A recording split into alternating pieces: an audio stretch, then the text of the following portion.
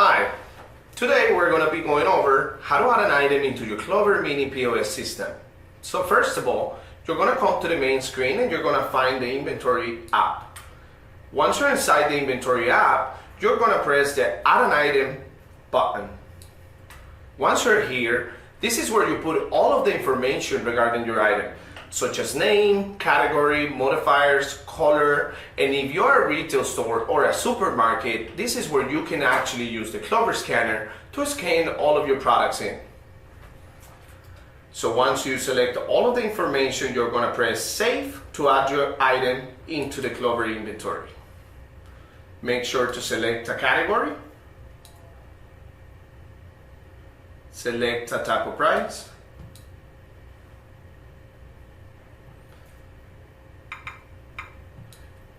and there you go. Your item is added into the inventory.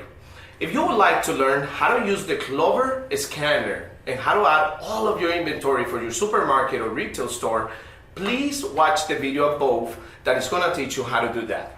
Thanks for watching. Please like and subscribe to our channel and let us know if there's any videos you would like to see next. Thank you.